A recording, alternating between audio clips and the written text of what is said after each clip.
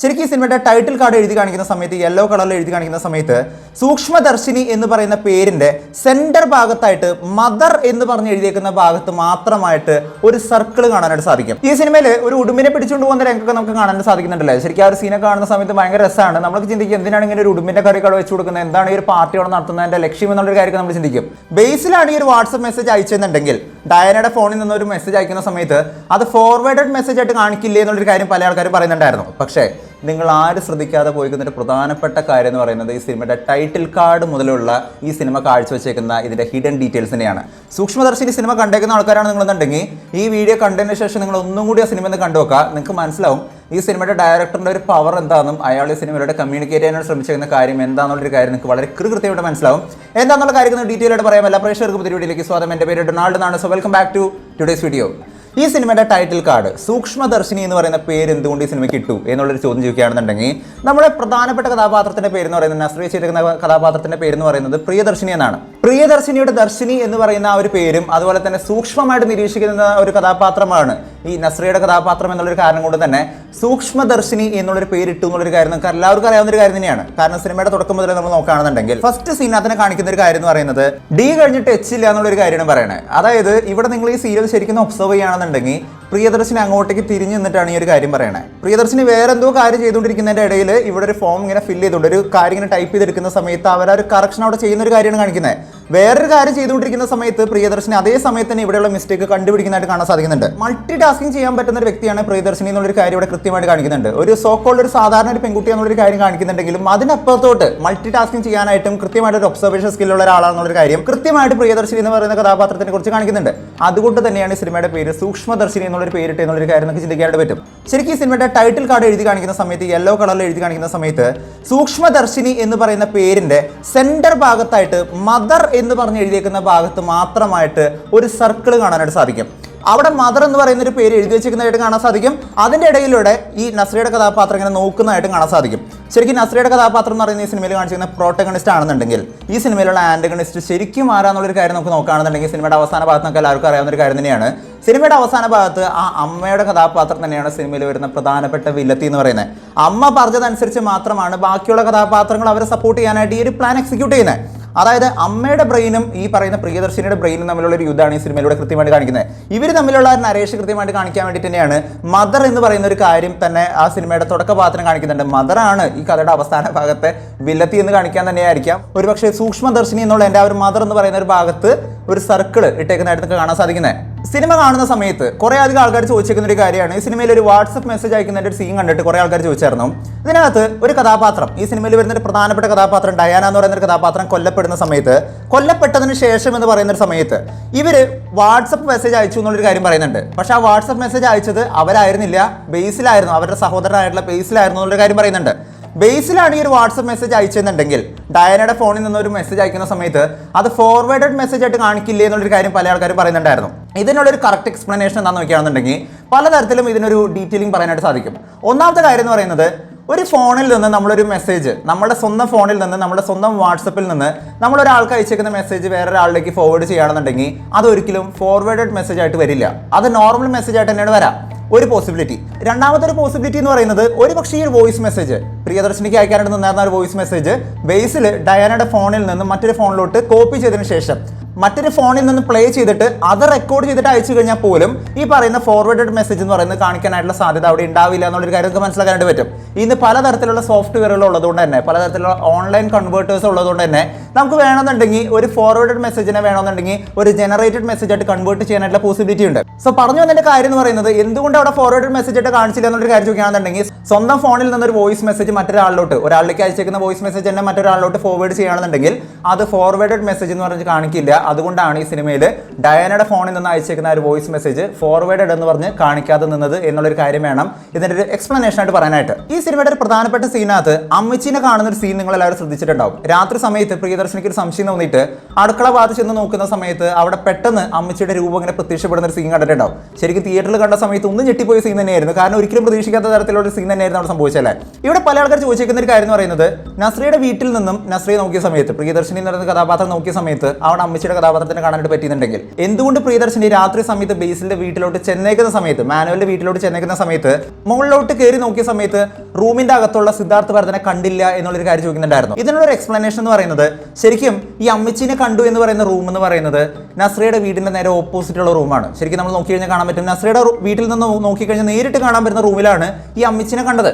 എന്നാൽ നസ്രിയ ചെന്ന് ഒബ്സർവ് ചെയ്യുന്ന വീടിന്റെ അകത്തോട്ടേക്ക് കയറി നോക്കുന്ന സീൻ എന്ന് പറയുന്നത് ശരിക്കും നസ്രിയയുടെ വീടിന്റെ ഓപ്പോസിറ്റ് ഭാഗമല്ല, ഓപ്പോസിറ്റ് ഭാഗത്തിന്റെ മറ്റേ വശത്താണ് ശരിക്കും സിദ്ധാർത്ഥ് ഭരതന്റെ റൂമുകളായിട്ട് കാണാൻ സാധിക്കുന്നത്. അതായത് ഈ സിനിമയിൽ നസ്രിയയുടെ വീടിന്റെ അടുത്ത് നിന്ന് മതിൽ ചാടി നസ്രിയ ഇങ്ങനെ പോയതിനു ശേഷം വീടിന്റെ ചുറ്റിപ്പറ്റി ഇങ്ങനെ പോകുന്ന സമയത്ത് വീടിന്റെ തൊട്ട് അയൽവക്കത്തുള്ള സുലു എന്ന് പറയുന്ന പെണ്ണിനൊക്കെ വിളിച്ചിട്ട് ഇങ്ങനെ ചോദിക്കുന്ന രംഗമൊക്കെ നമ്മൾ കണ്ടേക്കുന്ന ഒരു കാര്യം തന്നെയാണ്. അവിടെ തന്നെ ഒരു കാര്യം വ്യക്തമാണ്, സിദ്ധാർത്ഥ് ഭരതൻ നിന്നായിരുന്ന റൂം എന്ന് പറയുന്നത് യഥാർത്ഥത്തിൽ അമ്മച്ചി നിന്നായിരുന്ന റൂമല്ല, നേരെ മറിച്ച് അതിൻ്റെ അപ്പുറത്തുള്ള റൂമാണ്, നേരെ ഓപ്പോസിറ്റുള്ള റൂമാണ്.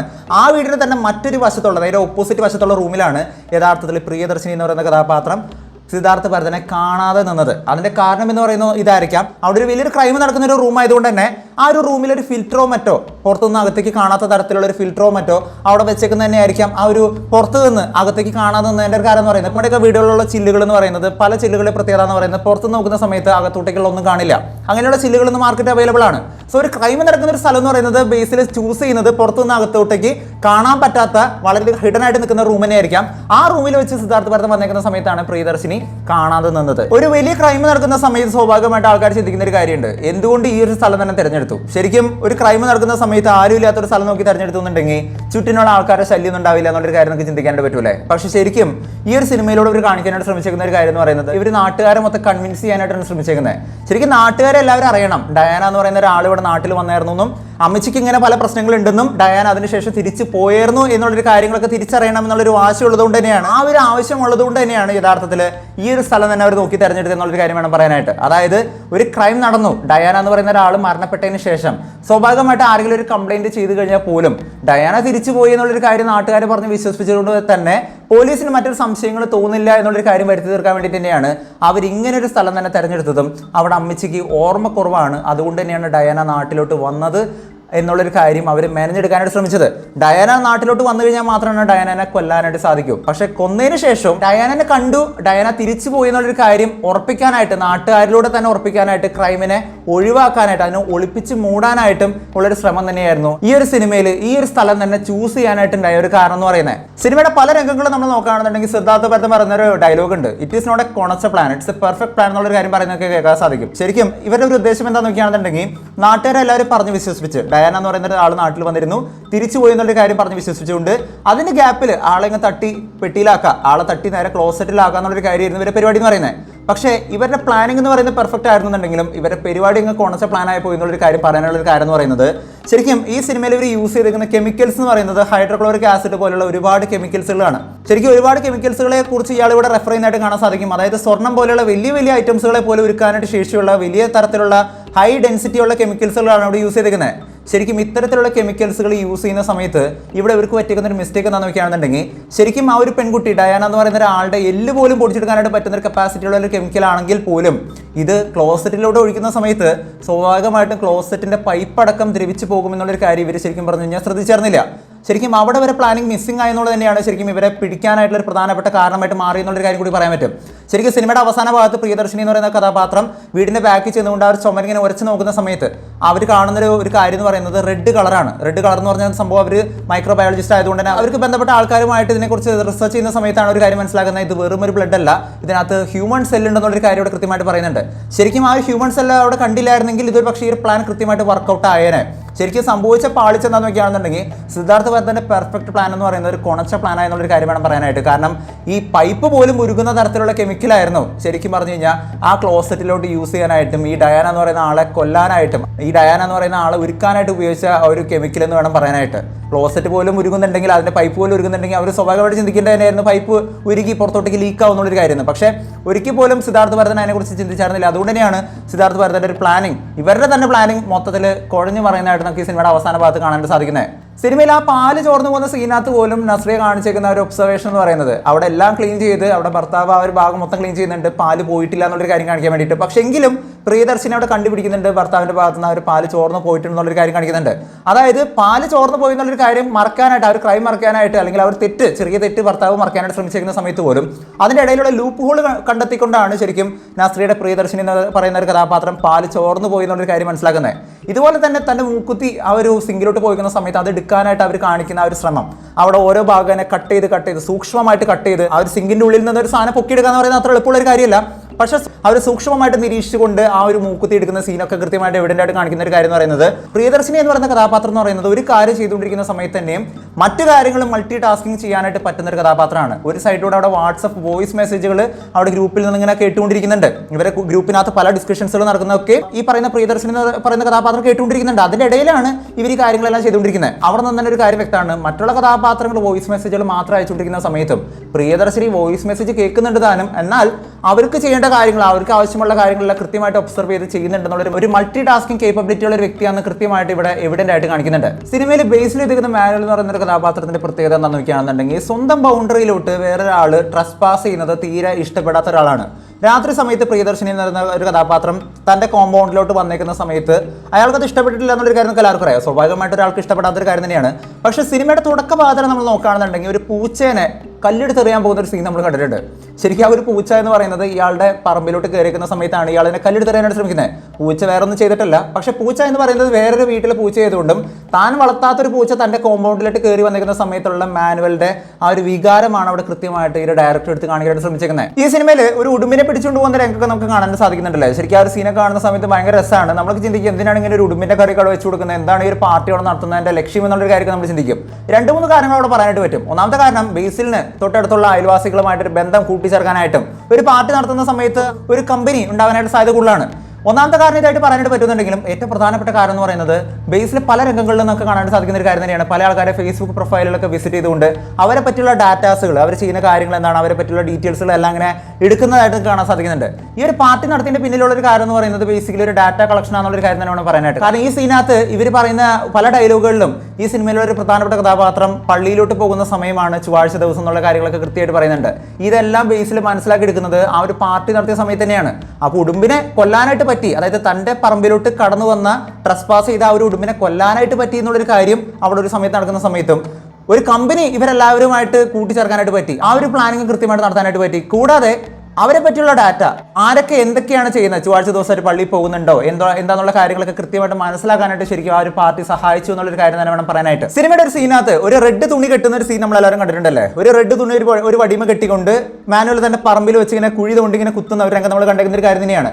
ചുറ്റിനുള്ള വീടുകൾ ഒബ്സർവ് ചെയ്യാനായിരിക്കും എന്നുള്ളൊരു കാര്യമായിരുന്നു ഞാൻ വിചാരിച്ചിരുന്നത്. ആ ഒരു ഭാഗത്ത് നിന്ന് മറ്റുള്ള വീടുകൾ ഒബ്സർവ് ചെയ്യാൻ വേണ്ടിയിട്ട് മാത്രമായിരിക്കാം ആ ഒരു വടി അവിടെ വെച്ചിട്ടുണ്ടാവുക, ആ ഒരു തുണി അവിടെ വെച്ചിട്ടുണ്ടാവുക എന്നുള്ളൊരു കാര്യം ഞാൻ വിചാരിച്ചിരുന്നത്. പക്ഷെ സിനിമയുടെ അവസാന ഭാഗത്തോട്ട് എത്തുന്ന സമയത്ത് ഈ ഒരു റെഡ് തുണിയുടെ കൃത്യമായിട്ടുള്ള ഒരു ഇൻഡിക്കേഷൻ അവിടെ കൃത്യമായിട്ട് കാണിക്കുന്നുണ്ട്. റെഡ് എന്ന് പറയുന്ന കളർ എന്ന് പറയുന്നത് നല്ല റേഞ്ചിലോട്ട്, നല്ല ദൂരത്തിലോട്ട് കാണുന്ന ഒരു കളർ തന്നെയാണ്. നമുക്കറിയാം ട്രാഫിക് സിഗ്നലിലൊക്കെ റെഡ് യൂസ് ചെയ്യുന്നതിൻ്റെ ഒരു കാരണം എന്ന് പറയുന്നത് ഏറ്റവും അറ്റത്തുനിന്ന് ഒരു വണ്ടി വരുന്ന സമയത്ത് പോലും അറ്റത്തുള്ള റെഡ് സിഗ്നലിനെ കാണാൻ വേണ്ടിയിട്ടാണ്. ആ ഒരു വേവ് ലെങ്ത് എന്ന് പറയുന്നത് വളരെ കൂടുതൽ തന്നെയാണ്. ഇത്തരത്തിലുള്ള വേവ് ലെങ്ത്തുള്ള ഒരു കളർ യൂസ് ചെയ്തതിന്റെ പിന്നിലുള്ള ഒരു കാരണം എന്ന് പറയുന്നത് അമ്മച്ചിക്ക് നടക്കാനായിട്ടുള്ള ഒരു വഴിയായിട്ടാണ് യഥാർത്ഥത്തിൽ ആ ഒരു ഭാഗം യൂസ് ചെയ്യുന്നത് എന്നുള്ളൊരു കാര്യം സിനിമയുടെ അവസാന ഭാഗത്തേക്ക് എത്തുന്ന സമയത്ത് നമുക്ക് മനസ്സിലാക്കാനായിട്ട് വരുന്നുണ്ട്. അമ്മച്ചി ആ ഒരു വടി വെച്ചേക്കുന്ന ഒരു വഴിയിലൂടെയാണ് ആ ഒരു റോട്ടിലൂടെ നടന്നു പോകുന്ന രംഗത്തൊക്കെ കാണാൻ സാധിക്കുന്നത്. ആ വണ്ടി കയറി പോകുന്നതിന്റെ ഭാഗമായിട്ട് അമ്മച്ചി ഓരോ തവണയും ആ വടി വെച്ചേക്കുന്ന വഴിയിലൂടെയാണ് നടന്നു പോകുന്നത്. ഏതൊരു ഭാഗത്തു നിന്നും ആ ഒരു വടി ശ്രദ്ധിക്കാനും ആ ഒരു തുണി കാണാനും വേണ്ടിയിട്ട് തന്നെയാണ് ശരിക്കും ഒരു റെഡ് കളർ തുണിനെ അവിടെ കൊടുത്തേക്കുന്നത് എന്നുള്ളൊരു കാര്യം തന്നെ വേണം മനസ്സിലാക്കാനായിട്ട്. ശരിക്കും ഈ ഒരു സിനിമ എന്ന് പറയുന്ന ബേസിൽ പറഞ്ഞിരിക്കുന്ന പോലെ പ്ലാനിങ് ആണല്ലോ എല്ലാം എന്നുള്ളൊരു കാര്യം പറയുന്നുണ്ട്. നല്ല പ്ലാനിങ് ഉണ്ടെങ്കിൽ നമുക്ക് നല്ല രീതിക്ക് എല്ലാ കാര്യങ്ങളും എക്സിക്യൂട്ട് ചെയ്യാനായിട്ട് പറ്റും എന്നുള്ളൊരു കാര്യം ഇദ്ദേഹം പറയുന്നുണ്ട്. ശരിക്കും ഈ സിനിമ എന്ന് പറയുന്നത് ഒരു പെർഫെക്റ്റ് പ്ലാൻ ആണെന്നുള്ളൊരു കാര്യം വേണം പറയാനായിട്ട്. കാരണം മലയാളത്തിൽ തന്നെ ഇറങ്ങിയിരിക്കുന്ന one of the most brilliant സിനിമകളുടെ ലിസ്റ്റിലോട്ട് ഈ സിനിമ എഴുതി ചേർക്കാനായിട്ട് പറ്റും. സിനിമ കാണുന്ന സമയത്ത് സിനിമയുടെ ക്യാൻവാസ് ചെറുതായിരിക്കാം, അല്ലെങ്കിൽ കഥാപാത്രം എന്നൊക്കെ പറയുന്നത് വളരെ ലൈറ്റ് ആയിരിക്കാം. പക്ഷേ മൾട്ടി ടാസ്കിങ് ചെയ്യുന്ന വളരെ സിമ്പിളായിട്ട് ഇപ്പോൾ ഈ ബേസിലിൻ്റെ കഥാപാത്രം തന്നെ പറയുന്ന ഒരു കാര്യമുണ്ട്, ആ നാട്ടിലുള്ള നാട്ടുകാരെല്ലാവരും മണ്ടന്മാരാന്നുള്ളൊരു കാര്യം പറയുന്നുണ്ട്. അതിനുള്ള കഴിവൊന്നുമില്ല, ഒന്നും മനസ്സിലാക്കാനായിട്ട് കഴിവില്ല എന്നുള്ളൊരു കാര്യം പറയുന്ന സമയത്തും അവർ പോലും വിട്ടുപോകുന്ന ഒരു കാര്യമുണ്ട്. ഇവിടെയുള്ള പെണ്ണുങ്ങൾ ശരിക്കും പറഞ്ഞു കഴിഞ്ഞാൽ പ്രിയദർശിനിയെ പോലെയുള്ള പെണ്ണുങ്ങൾ ഇവിടെ ഏറ്റവും ഡേഞ്ചർ ആയിട്ടുള്ള ഒബ്സർവേഷൻസ് ഉള്ള ആൾക്കാർ ഇവിടെ ഉണ്ടായിരുന്നു എന്നുള്ള കാര്യങ്ങൾ അവർ മനസ്സിലാക്കുന്നില്ല. ശരിക്കും ഈ സിനിമ പറഞ്ഞു പോകുന്ന കാര്യം തന്നെയാണ്. സിനിമയിലുള്ള ഹിഡൻ ഡീറ്റെയിലിംഗ് എന്ന് പറയുന്നത് പുറത്തുനിന്ന് കാണുന്ന സമയത്ത് പെട്ടെന്ന് മനസ്സിലാക്കാൻ പറ്റില്ലെങ്കിലും ചെറിയ സിനിമയെന്ന് വെച്ച് കാണാൻ നിന്നാൽ പോലും സിനിമ കണ്ട് നമ്മൾ വീണ്ടും വീണ്ടും കാണുന്നതോറും ഈ ഹിഡൻ ഡീറ്റെയിലുകളെ കുറിച്ച് മനസ്സിലാക്കി ഒന്നും കൂടി കാണുന്നതോറും സിനിമയുടെ ഒരു ബ്രില്യൻസ് എന്താണെന്നുള്ളൊരു കാര്യം നമുക്ക് വീണ്ടും വീണ്ടും റിവീൽ ആയിക്കൊണ്ടിരിക്കും. ഒരുപാട് കാര്യങ്ങൾ പറയാനായിട്ട് ഇനിയും ബാക്കിയിട്ട്, പക്ഷേ പല കാര്യങ്ങളും പല ചാനൽസുകളിൽ ഡിസ്കസ് ചെയ്തിരിക്കുന്ന കാരണം തന്നെ ആരും പറയാത്ത, അധികം ആൾക്കാർ ഡിസ്കസ് ചെയ്യാത്ത പല സംശയങ്ങൾ മാത്രമാണ് നമ്മൾ ഈ വീഡിയോയിലൂടെ പറയാൻ ശ്രമിച്ചത്. എന്താണ് നിങ്ങളുടെ അഭിപ്രായം? സൂക്ഷ്മദർശിനി എന്ന് പറയുന്ന സിനിമ നിങ്ങൾക്ക് ഇഷ്ടപ്പെട്ടോ? 50 കോടി അടിച്ചേക്കുന്ന ഒരു സിനിമയായിട്ട് മാറിയിൽ എനിക്ക് ഒരുപാട് സന്തോഷമുണ്ട്. കാരണം ഈ സിനിമ ഡിസർവ് ചെയ്തു എന്നുള്ളൊരു കാര്യം ഞാൻ സിനിമ കണ്ടേക്കുന്ന അന്ന് തന്നെ പറഞ്ഞിരിക്കുന്ന ഒരു കാര്യം തന്നെയാണ്. സോ എന്താണ് നിങ്ങൾക്ക് തോന്നിയത്, എന്താണ് നിങ്ങളുടെ അഭിപ്രായം, എന്താണ് നിങ്ങളുടെ ഒബ്സർവേഷൻസ് എന്നുള്ള കാര്യം നിങ്ങൾ താഴെ കമന്റ് ചെയ്യുക. വീഡിയോ ഇഷ്ടപ്പെടുമെങ്കിൽ വീഡിയോ ലൈക്ക് ചെയ്യുക, വീഡിയോ മാക്സിമം പേരിലോട് ഷെയർ ചെയ്യുക. ചാനൽ ഇഷ്ടപ്പെടുന്നുണ്ടെങ്കിൽ സബ്സ്ക്രൈബ് ചെയ്യുന്ന കാര്യം പരിഗണിച്ചേക്കുക. തൊട്ടടുത്ത ബെല്ലൈക്കൺ കൂടി അമർത്തുകയാണെന്നുണ്ടെങ്കിൽ ലേറ്റസ്റ്റ് ആയിട്ട് വരുന്ന വീഡിയോകളുടെ അപ്ഡേറ്റുകളെല്ലാം നിങ്ങൾക്ക് ഉടനടി ലഭിക്കുന്നതായിരിക്കും. മറ്റൊരു വീഡിയോ ആയിട്ട് വീണ്ടും വരുന്നവരെ it's beat on all space signing out. By.